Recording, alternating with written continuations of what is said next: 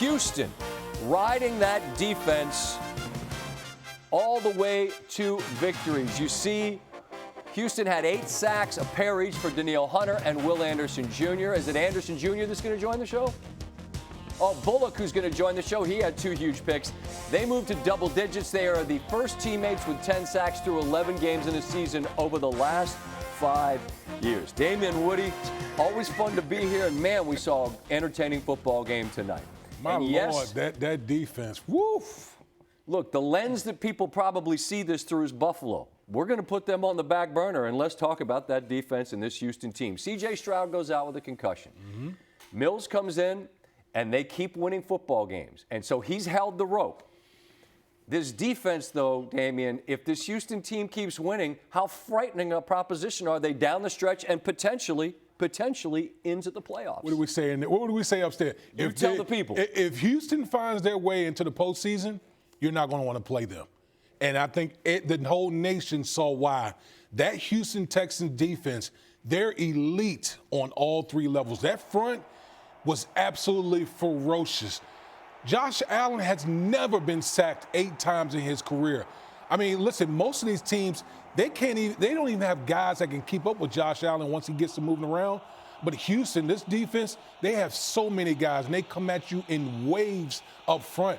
They just did a masterful job of containing Josh Allen tonight. I want to go back in that highlight to 4th and 1. You and I in real time both, I just said there's no way you don't run Josh Allen in some form or fashion. Roll him out, give him a chance. But to run into the teeth of that defense, I just threw my hands up. Like Josh. I felt the same way that Josh Allen was like, what was that? You literally ran a dive into the teeth of the Houston Texans defense. I'm thinking, okay, some type of boot, some type of action where you get Josh Allen on the perimeter and you're left scratching your head at that play call.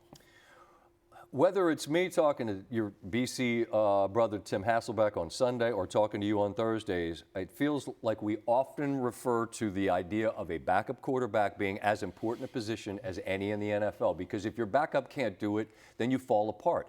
I'm not saying Mills is an MVP, but he's held the rope and he's done a more than serviceable job when called upon. I don't know how he's not going to be the guy we talk about. The defense is where we should start. Right. But I give the guy a ton of credit for filling in admirably and giving them a chance to not just stay where they were, but ascend in Stroud's absence. Doesn't he deserve credit? Oh, absolutely. You just don't want the guy to be the guy that loses you games.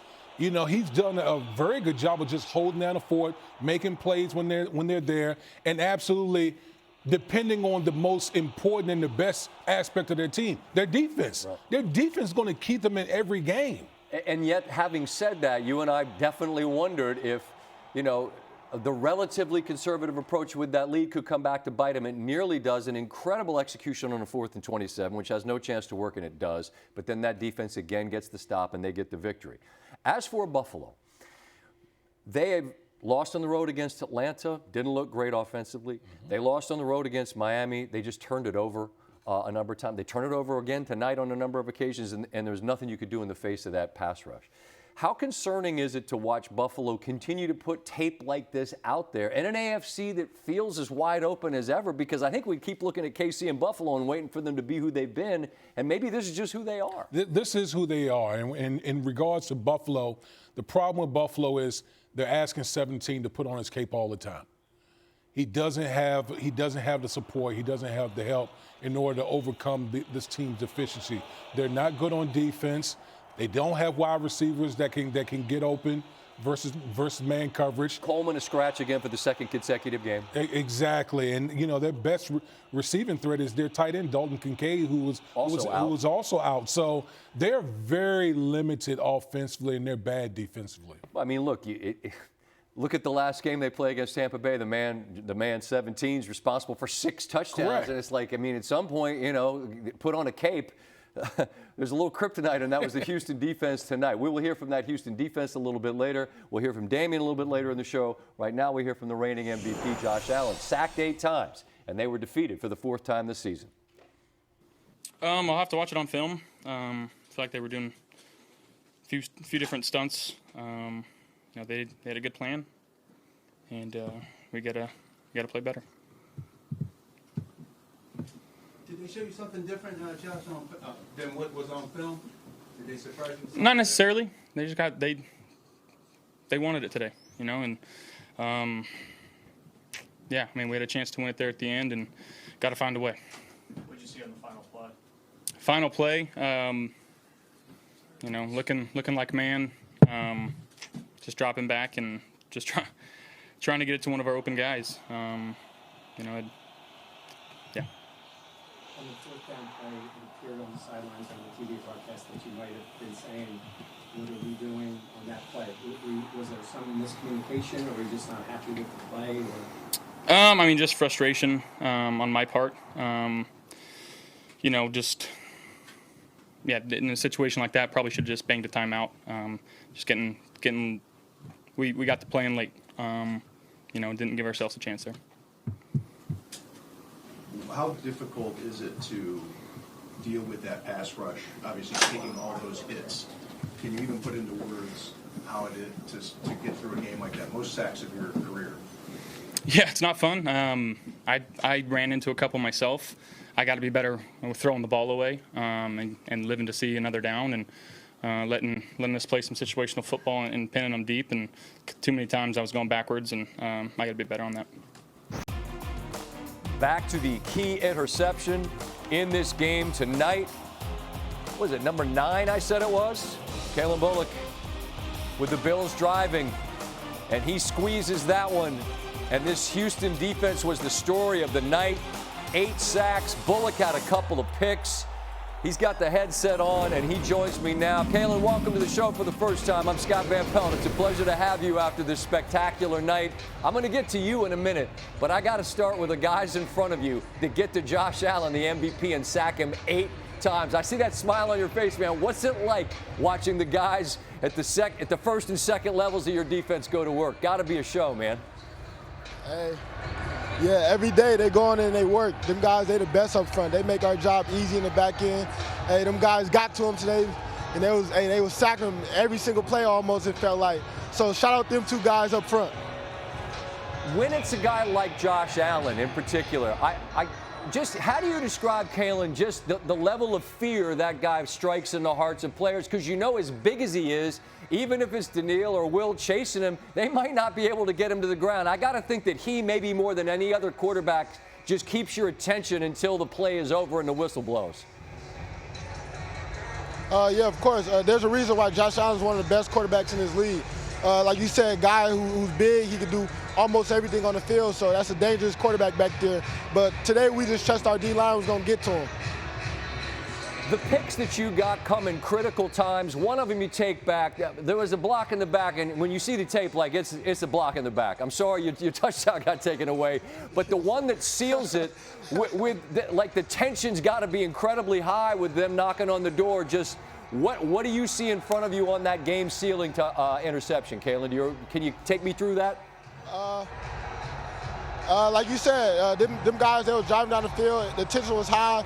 I was a post safety, and my eyes was just back there. Our D-line got to him and made him make a bad decision, and he threw the ball right to me. The 4th and 27 play is insane. I mean, I said on the highlight when I was doing it a minute ago, there's no way this is going to work. I mean, that's perfectly executed. When that happens, what goes through your mind, Calen?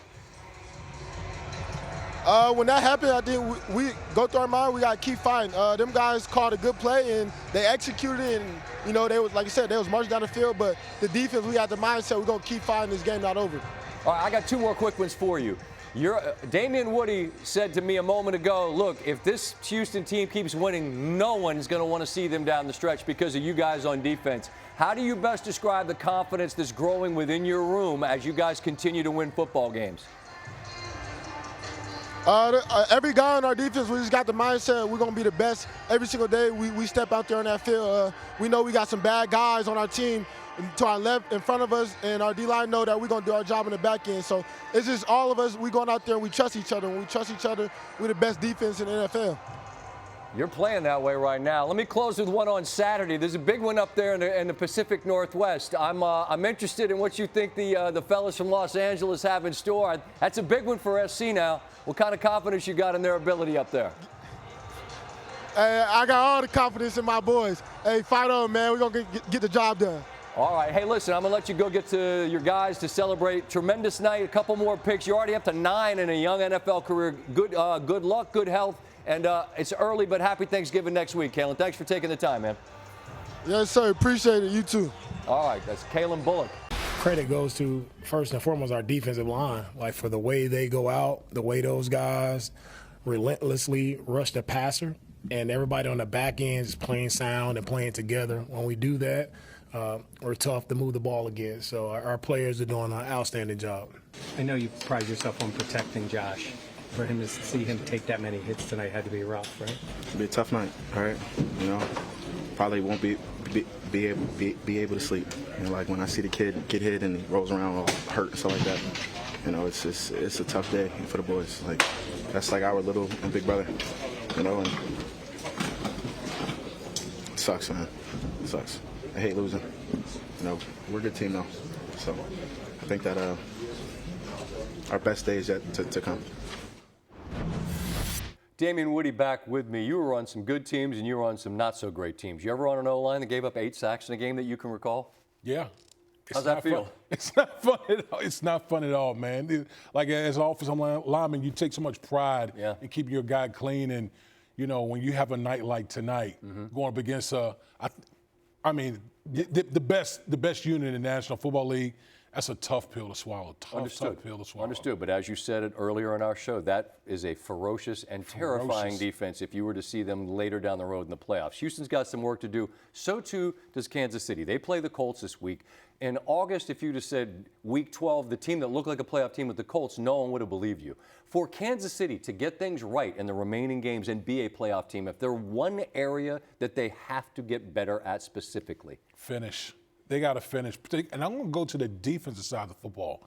I think that's the one area, to me, is where we haven't seen Kansas City, particularly on defense, being held to their standard. This team has really been a defensive team over the past couple of years, but it seems like this year they haven't been able to seal the deal late in these games. Last year, we saw the Kansas City Chiefs win a bunch of one-score games. Yep. This year, they're 0-5. Yeah. And when was the last time you can think of that a Chris Jones made a critical sack or a critical play on the defensive side? You just haven't seen it in the fourth quarter. So that's what I would say. Finishing games. On the defensive side of the ball. On the defensive side. All right, so we have a matchup of division leaders in Chicago. It's Pittsburgh and the Chicago Bears. All credit to the Bears for how they have gotten to where they are. But this schedule ramps up significantly. They've got the Eagles, the Packers twice, the Niners, and the Lions. So credit to where they are. Will they stay there?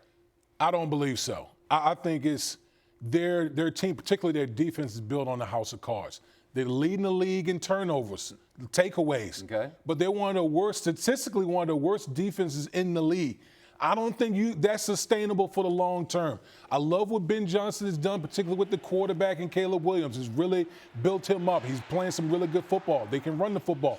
But I think defensively, that is a weakness of this team. And in the NFC, and we talked about this earlier, in the NFC, where all these elite defenses are, that to me is what's going to be the Achilles heel for Chicago. I've said this, I think, on the pod with Stanford Steve. If they're as good as their record says they are, they're going to get ample opportunity to prove They're going to show us, right? Correct. Right. And then we can all say, hey, good for you. You demonstrated it against in the deep end of the pool, so to speak.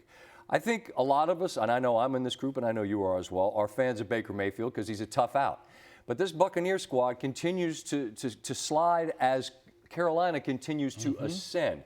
Buccaneers have to play the Rams on Sunday Night Football. Is there any concern or level of fear about the Buccaneers ultimately being a playoff team, given the fact that they keep losing and Carolina keeps figuring out ways to win? Well, yeah, listen, shout out to the Carolina Panthers. I mean, look, they're playing a lot better on defense, and Bryce Young is looking a lot better. I think the Bucs are going to hold on. They got to get healthy. They got to get healthy. Like, these wide receivers got to come back and get healthy. And Bucky Irvin's got to come back. He's been dealing with the injury, it seems like, for a while now. I think once those offensive pieces get healthy and available to Baker Mayfield, I think they find a way to hold on. And after they played Buffalo last week and LA this week, they've don't have a single game remaining with a team who is above 500 at least at this point. So Tampa does have a chance to get right.